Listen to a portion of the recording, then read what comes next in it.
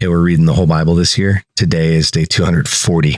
We're reading Ezekiel 5 through 8. So let's get into it. Chapter 5 starts off with a continuation of the illustrative scene that Ezekiel is putting on, representing the siege of Jerusalem and the tearing down of God's people. He's set up the siege. He's laying next to the little scheme that he's made of it. He's got his arm bared as, the Lord's outstretched arm, which is a protective arm for Israel. This time it is outstretched in anger and judgment against Israel. He's been eating unclean food. He's been just laying in this one spot for so long. And now he's to take a sharp sword and shave his head and beard, which would be shameful and degrading if it wasn't done in the name of a vow. That was the only time where it was really okay to completely shave like that. The Levitical laws, the time of Moses, actually say that you're not supposed to shave your hair or shave the sides of your beard unless you were doing a cleansing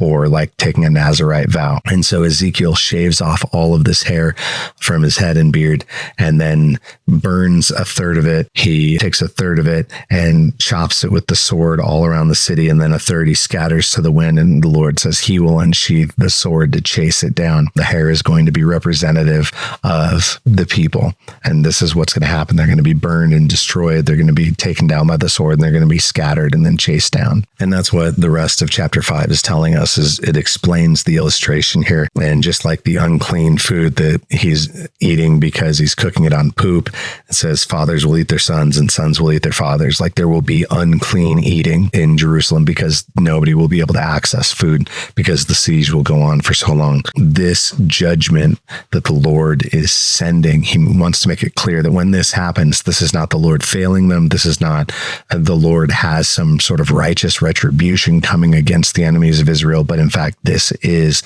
the outstretched arm of judgment coming against Israel for the way they have been. In chapter 6, the prophet is called to address the mountains around Israel. And obviously he's not literally prophesying to the mountains. He's saying like in these places where the high places and the altars to idols have been set up, I'm going to tear all that down. I'm going to destroy that. I'm going to chop down people in every one of these spaces that there's nowhere where they can go and hide and be safe from me in the mountains and with their idols and everything. I'm going to tear all that down. And it says in verse 13, and you shall know that I am the Lord when their slain lie among their idols around their altars on every high hill, on all the mountaintops, under every green tree, under every leafy oak, wherever they offered pleasing aroma to all their idols, and I will stretch out my hand against them and make the land desolate and waste in all their dwelling places from the wilderness to Riblah.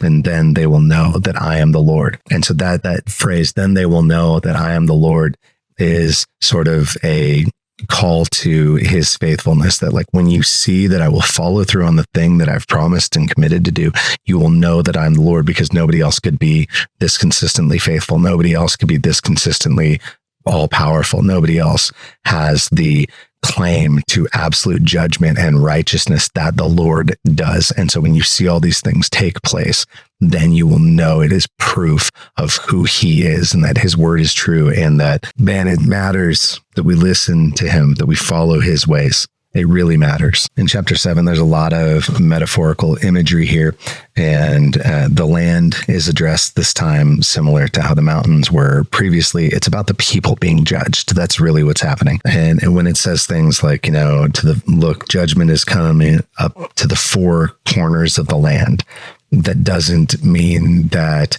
there's four corners and it's a flat square earth and blah, blah, blah. I mean, it's just talking about the full boundary, that in all four cardinal directions of north, south, east, and west, that as far as you can go in any one of those directions and everything in between, that full boundary of God's land is being judged, that there's nowhere safe to go, that there's no part of the land that's being spared from this judgment. In the middle here, when it talks about more of just the abject desolation of everybody, that if they're in the fields, they get slaughtered. And if they're in the city where the siege is happening, then they starve to death. And there's sickness and pestilence and famine, and it's disgusting and wretched. Either way, everyone's going to be punished and die. It says they throw their silver into the streets, and their gold is like an unclean thing. Their silver and gold are not able to deliver them in the day of the wrath of the Lord. And that's an important flipping of it, because all throughout the prophetic texts, we've been reading about how the silver and gold were used to overlay the idols, as if that somehow made them come to life and it made them valuable and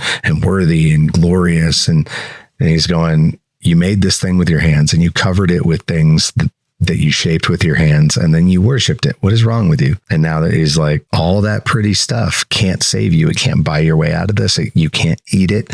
It can't go to battle for you, because the one true living God is against you. And so it concludes with, according to their way, I will do to them, and according to their judgments, I will judge them, and they shall know that I am the Lord. They will get what is coming to them because they have rejected the ways of the Lord. Here we get in chapter 8, another one of these crazy visions that Ezekiel gets. This is the second major prominent vision that he gets. In this one, he sees a figure come down and he's glowing in a way that, like, metal glows from the inside, the way fire glows. And all of a sudden there's like a hand coming at him and it grabs him by his hair and drags him up and takes him off to oversee the land. And he looks at the temple and he shows him the abominations happening there. And he goes, go in there. Do you see what they're doing? Dig. And he digs through the wall and he looks in there and he sees all of these things that are the exact opposite of what should be happening. And he's saying, and it's all hidden, it's all secret. And so he's talking about, like, look at what they're doing in secret. Look at what they're actually doing. When they say they're following me, they claim to be my people, but look what's actually happening behind the scenes, behind closed doors, behind covered walls. And so then he even sees in the midst of it, one of the ones here that is mentioned is Jazaniah, the son of Shaphan. And the only Shaphan that we know of so far is in 2 Kings 22. He's the secretary who ends up receiving the word of the Lord when they're restoring under King Josiah. He's the one who reads the law back to Josiah. Josiah begins his reforms upon hearing the law read out again, and then he has it read to everybody, and they start really turning things around, and he starts doing a lot of good toward following Yahweh again. And so that might be why this name is labeled out, that, like, this guy was, like a descendant of him. And here he is participating in these disgusting idolatrous rituals right here in the temple and right here in the inner court of the house of the Lord. And all of these things, they're doing these horrendous, idolatrous, abominable things. And he says, is it not enough that they have committed idolatry, but now they commit acts of violence and injustice toward one another and toward others, that they are oppressors and enslavers. They are violent murderers instead of being the righteous people of God. The people of God, the Israelites, are called to be a people, to be a light to the nations. That's what Abraham was promised, that God would establish his people greater than the sand on the beach, greater than the stars in the sky, and they would be a light to the nations. And here they have failed to do that, instead of taken on the darkness of other nations.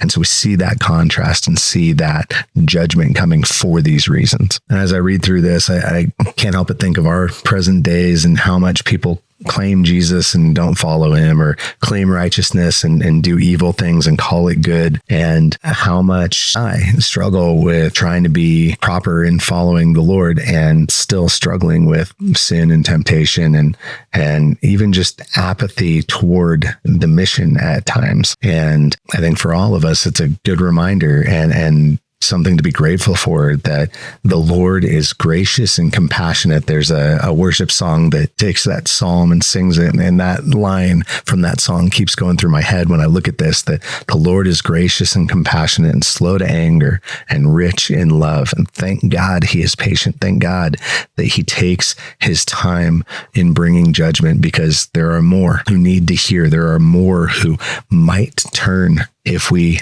tell them what's coming, if we tell them of the love that God has for them, the patience God has for them, the forgiveness and the redemption that he has for them. And so I'm challenged to seek that out and participate more in sharing that with others. I'd love to hear your thoughts, questions, and comments on this. So let's talk about that in the chat or in the Bible app. Thanks for reading with us, and be rad for Jesus.